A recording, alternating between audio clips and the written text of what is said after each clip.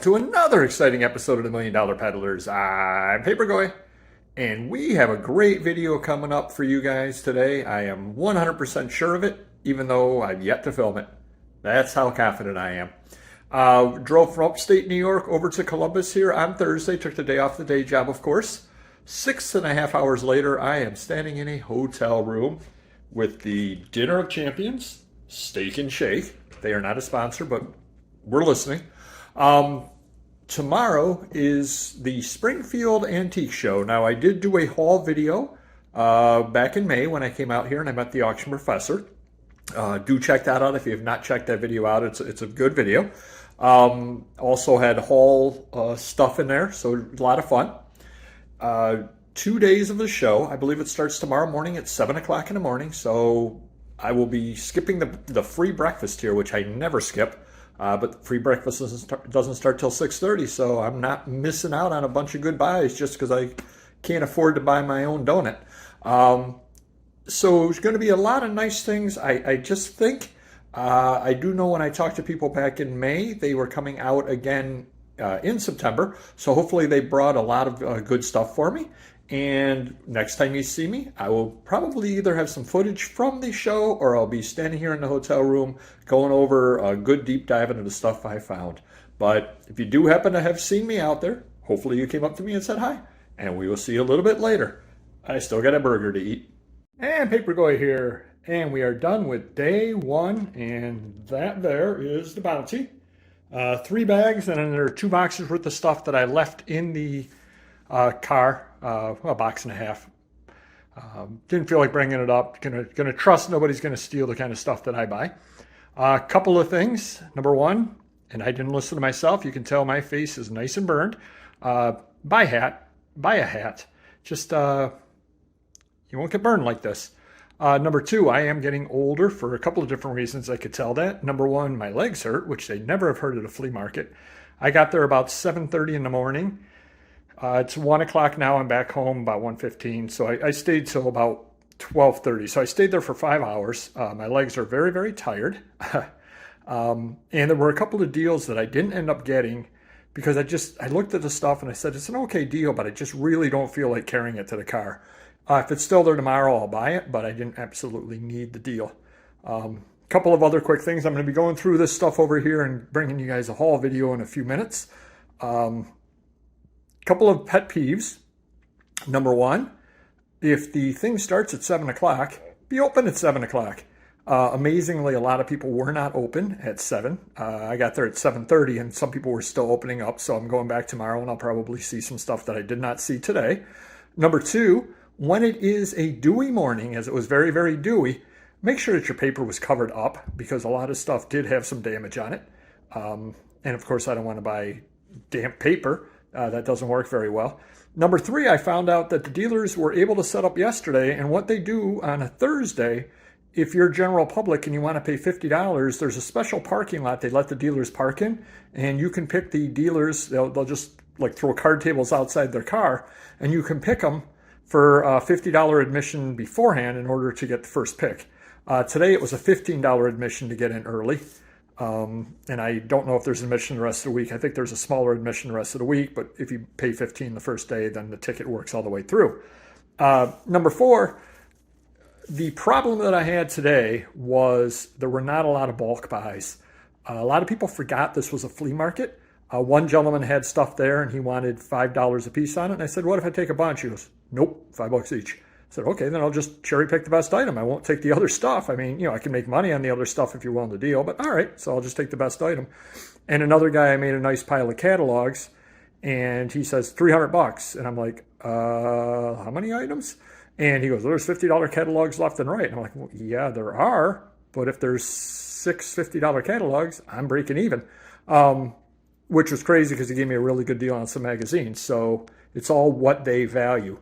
So I will be going through this and bringing you a haul video. I'm beginning to get a complex. I was supposed to be meeting mysterious benefactor here today. He isn't going to make it. He came up with one of those deals like when you were calling into school. I got a cough.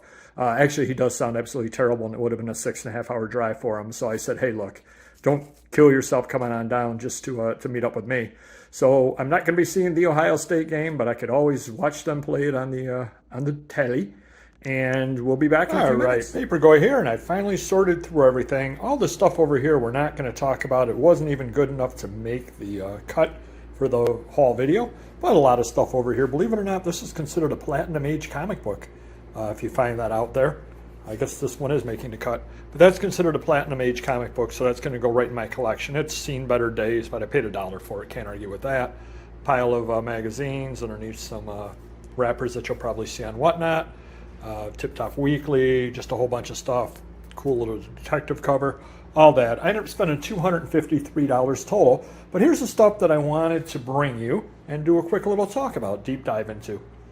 Number one, we got here Little Black Sambo. It's seen better days, but it's definitely the kind of thing that you can get. I paid $1 for it. So people will buy this at my Facebook auction or elsewhere. I could certainly get more than $1 for it. Very happy to have purchased it at that price. And again, it's got some condition issues, but guy had this pile here of arts magazines, which usually art magazines don't do too well, but he wanted $1 a piece, $5 for the whole pile. I bought the whole pile. If you take a look over here, it's got an interview with Salvador Dali. Salvador Dali stuff always sells. I've got a buyer in England who purchases it all the time.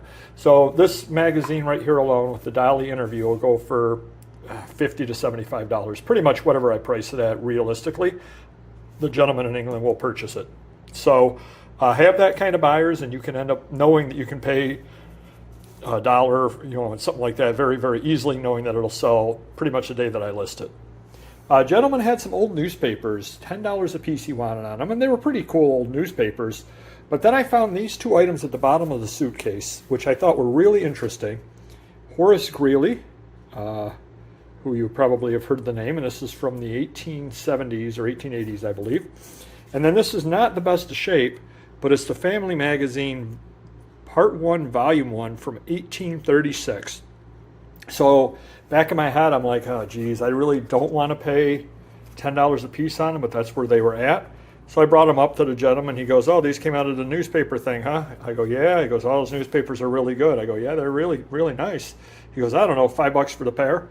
I couldn't get my money out of my pocket fast enough. And again, number one issue, not the best of shape, but it's 1836. How many of these possibly can be out there?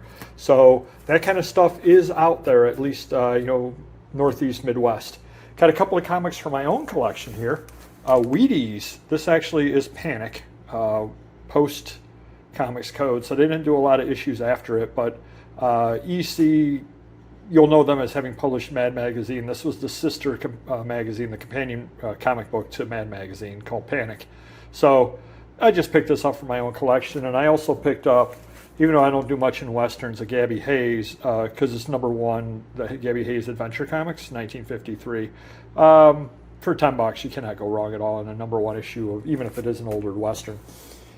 This over here was the thing that I was complaining about, the gentleman. Now, this is a nice catalog, 1935. Got a lot of, or 25, 23, I don't know. It's a really nice catalog over here. It's got a lot of nice stuff in it. 1925. So definitely will sell, no doubt at all about that. But this was a gentleman, this was there for $5, and he had some other catalogs from the 70s that I was interested in. And he was the one that I asked how much for, if I buy more than one. He goes, they're $5 each. He just would not budge. So I said, well, I'll take the 1925. I'll cherry pick the best item you have. I didn't actually say that, by the way.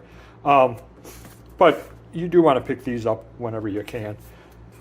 I just brought these up just to show you. These were the Time magazines. I paid 50 cents a piece for them. I bought a bunch of other ones as well from the person. I bought them for two reasons. Number one, they do sell. I think I bought 40 magazines, 41. They give them to me for $20.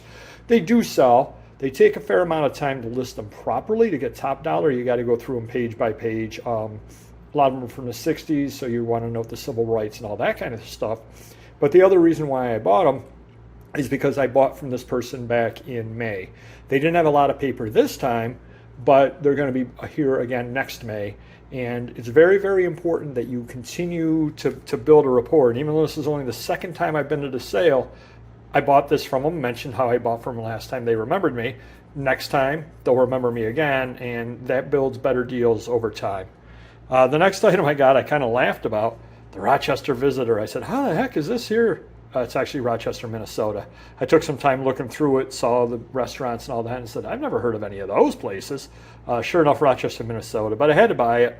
Anytime you see the visitor magazines and you're paying 50 cents to $1 a piece on them from the 50s, do pick them up. They do sell. Who knows who could be in here, who was going to Rochester, Minnesota that week. Could be somebody famous. Well, David Wayne, obviously. But beyond David Wayne, who knows who else might be in there, Mitzi Gaynor. So people do buy those kind of things, and you can buy those very, very cheaply. Similarly, paid $1 for this, Piper Comanche. Owner's Operating Manual. I've got some other plain stuff as well that I have to list at some point. You do want to buy these kind of things, though. People do like these, and they're obviously much rarer than car manuals, and the car manuals always sell as well. So was it 1958 on this over here? So can't go wrong paying $1 on that. This was a $5 pile, which I could not go wrong at because they're all World War II. And as we've noted before, definitely do want to put a World War II section in your store. I'll list all of these into there. But that's a nice flag cover. This is a nice cover over here because they're talking about victory in the storefront. And this was the cover they had on top, which definitely caught my eye. A nice Christmas one. So if you see that next year coming into my Whatnot auction for the holiday, you know right where I got it at. But $5 for that whole pile, and the trained nurse is definitely better than the untrained nurse. I would not buy that one. Another gentleman that I had purchased from prior set up in the same spot, and that's one thing that you'll definitely notice when you go to the flea markets is people always set up at the same spots. He was selling Disney last time, he was selling Disney this time. He had gotten into the estate of a gentleman that did a lot of price guides on Disney stuff, and he's selling the stuff off. And he had these 3 items plus probably another 8 to 10 items, $20 for the whole pile. I looked through it and bought it in 2 seconds. I've had this book before, not in the greatest of shape, but this book alone will go for 15 to 20 bucks, something rather like that on that book alone. And then you've got these 2 over here, Mickey Mouse's Father, Mickey Mouse by Elva Johnston. You get into these older magazines like this and you're talking, geez, 20, 25, 30, 40 bucks, depending upon how good they are, how good the pictures are of them. Certainly will make good money off of him, and I did, of course, mention how I had purchased from him last time. Last couple of items I got that I think were kind of interesting. $12 all 4. I was buying something else from this gentleman, and I said, would you take 10? And he was like, yeah, sure, of course. Pulps, which eventually I have to get around to selling, but you can't go wrong paying $2.50 on these pulps. Amazing stories. Conditions not bad at all on them, much better than they usually are. And sometimes, and I don't have the pulp guide with me today, there is a pulp guide, Bookery's Guide to Pulps. Definitely worth picking up if you're ever going to deal in pulps. One of these could have, famous author in it, could have L. Ron Hubbard, which aren't as hot as they used to be, but they still do sell. Who knows what might be in these? And to pick them up at $2.50 a piece in that condition, you cannot go wrong. Finally, the last thing I bought, and this is going right in my collection, I may end up showing this for Item of the Week on the live show too, I haven't decided yet. Golf Oil Funny Weekly, and I don't know if you can read that or not. Guy said 20 of them for $150. These are from 1933 through, they lasted till 1941. I did a little bit of research on them. They brought out about 3 million copies a week. So you would think these would be very, very prevalent, and they're hard to find. They're 4 pages. These are from the 1937 area mainly. And it turns out there were 22 because I counted them up while I was looking through them real quick. And they're 22. He said there were 20. And I said, can you do any better on the price? And he said, I could do $100. So basically I paid just under $5 a piece on them. You look on eBay, they're going for $25 to $35 a piece, something or other like that is what people are asking. I did see one over on Etsy for $10, not one of these ones, obviously. But this is going right into the collection. But you can find these out there from time to time if you really keep your eyes open for them. And then when you do list them, either list them in the gas station or list them in the comic book area. But something or other to keep your eyes open for when you're out there. These are really early comics, and these were the first giveaway comics as far as people had to come in to golf in order to get them every week. And they advertised to the kids, hey, have your parents come into golf to get them. So 1933. They're pretty much the first giveaway comic books as well. They're considered comics, even though they're 4-page newsprint. So hopefully that stuff helps you. Now you see what you can actually find out there for, as I said, $253, I believe it was, I spent on everything over here, plus a little bit more of the Newsweek or Time magazine sitting in the car as well, because I did not feel like hauling those up. So hit the like button if you could, and wish me luck tomorrow. You know, obviously I got a couple of $1,000 worth of stuff, I would think, for $253, you know, value-wise, at least $1,000 worth of stuff, because I'm keeping those ones for myself. But did pretty well overall, and tomorrow we're going to do even better.